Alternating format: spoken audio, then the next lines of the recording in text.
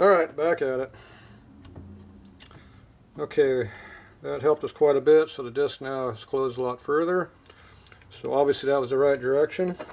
Basically I'm just using the weight of the punch to drop on the shaft, like that. That time I hit more disc than shaft, but it's helping. So now it's going all the way this far before it gets tight. So just do the same thing, and once you know which direction to go, then it helps. There, I get the shaft this time. You can also go on different sides of the shaft depending on what it needs. You don't really know until you beat on it. Okay, at this point now it doesn't want to go, it doesn't seem to be getting any better.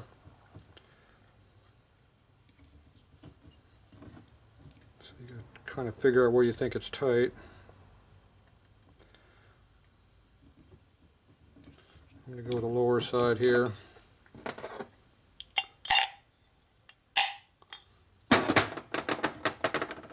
That did it. So now you hear it hitting. So what I did was I hit it right here on the bottom side right here twice, right where that screw is, and that did the trick. So now it's nice and loose. So now it gets tight over here where it doesn't use it. We don't care about that because we don't use that side. We care about this side. So we're closing all the way up. That's what we're after. You look up the light and see how much light you got.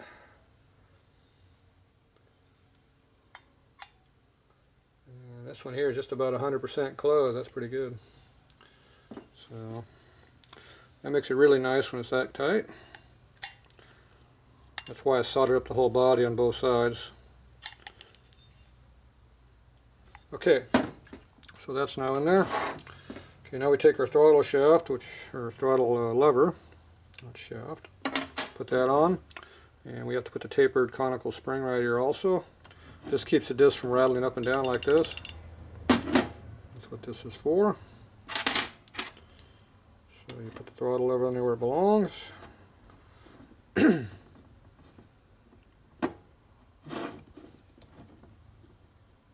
Yeah.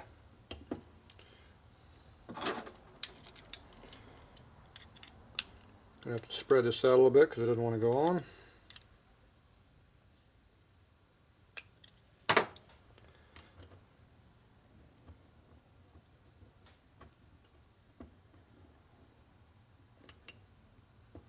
Still doesn't want to go on.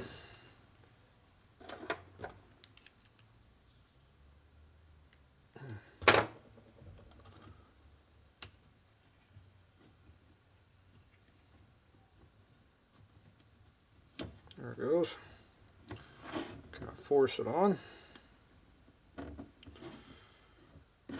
Okay, now you want to make sure you get this thing set for full throttle. So if you set it with the damn throttles closed, it's not full throttle.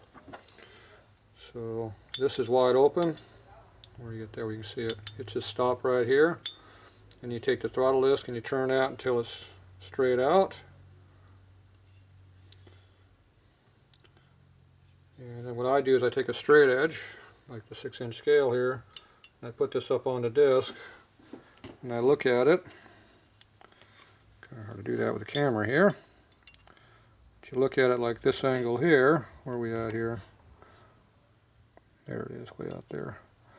And you obviously, if the throttle's over there, it's no good. So you got to make sure you get it square. So right now it's looking halfway close, but I'm not looking at a good angle. So let me look at my angle where I can see it.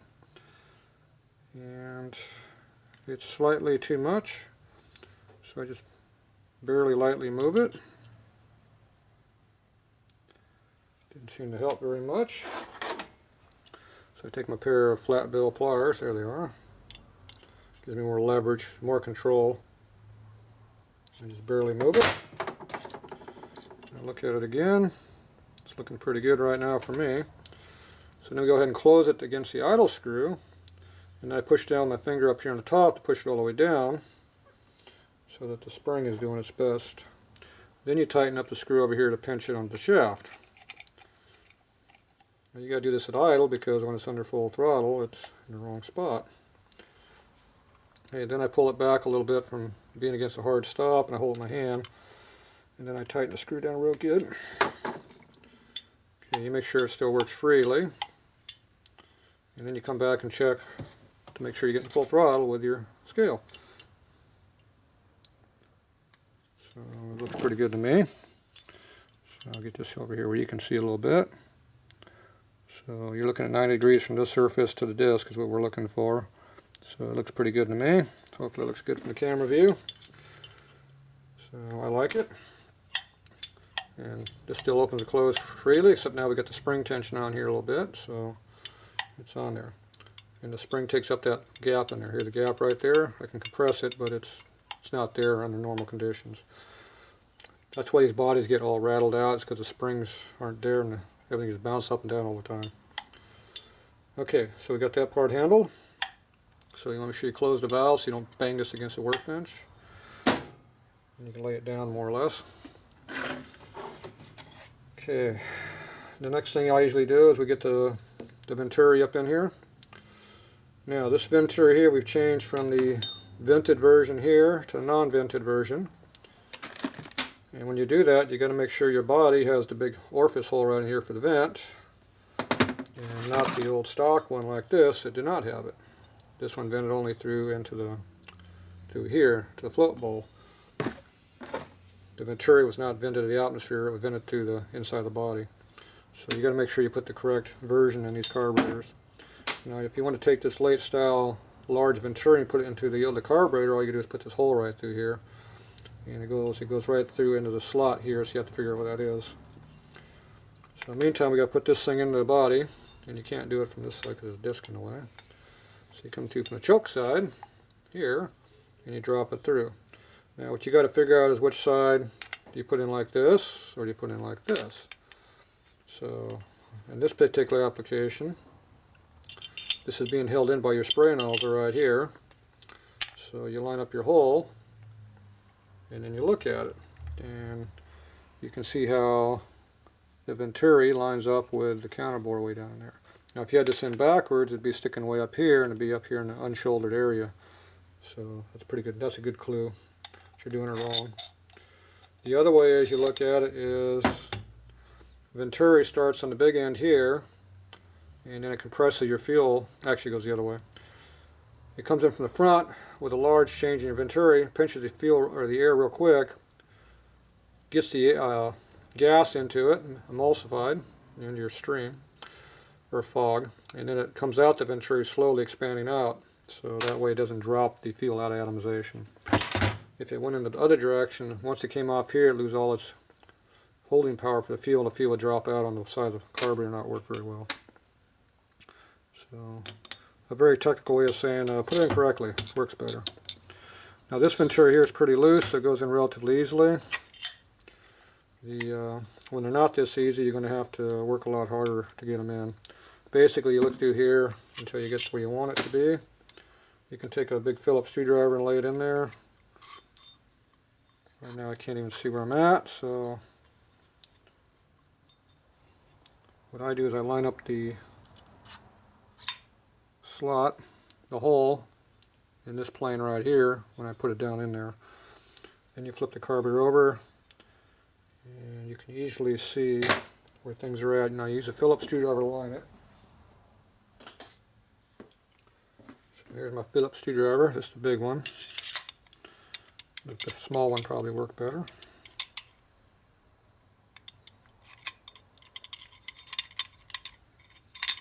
Okay, kind of wobble around a little bit. See, the big one won't even go through the hole, that's a problem. So we grab the small one, and see it goes right through. You can see it in there or not. It's right there. Okay, so you line up the hole as best you can. Except if the venturi is tight, you have to do this by beating on it, which is a pain in the butt. And then you go ahead and drop your spray nozzle in the hole. Now you got to make sure the spray nozzle works freely in the carburetor body. I did that before. See, I just barely has any drag on it. Okay, then it drops down the float bowl. And then you're going to have to wiggle this thing around until it drops through. I don't know if you heard a little drop, it did, but it did. Now a lot of times I'll put the spring on it, just hold it with a spring. It didn't drop through yet. There it went through. Yeah. See, now it's inside the carburetor. Now if you beat on that with a hammer to shove it through, then you can break out the venturi. A lot of times you'll see the whole corner of the venturi here broken out on the inside because somebody beat it in with a big hammer. You can't do it that way. You have to get this line up. Now the spray nozzle and the spring is what holds the venturi where it belongs and keeps from rattling. So once that's in there, I usually come by and just grab the nut, flip bowl nut, put that on there to hold it so you don't lose your spray nozzle, or I mean don't lose your venturi. There it is. So now that's all being held in there. So now we got half the carburetor together here. So okay, now I flip over the other side and we go in and put the choke side in. This one here has a choke shaft like that. Let me see, before I go much further, let me cut this off for a second. Okay, I had to break that so in case the video got too long. Okay, now we're going to go ahead and put the choke shaft in here. Now you got several different pieces here to make this work. Obviously you got a throttle or the choke disc, but you also have to have a spring and a ball that goes right in this hole over here, and the choke lever, which for some reason I don't even see right now.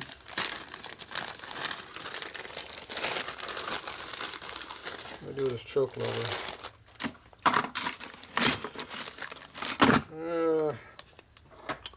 Looks like I mixed it up in my other parts. Alright, let me go find that real quick.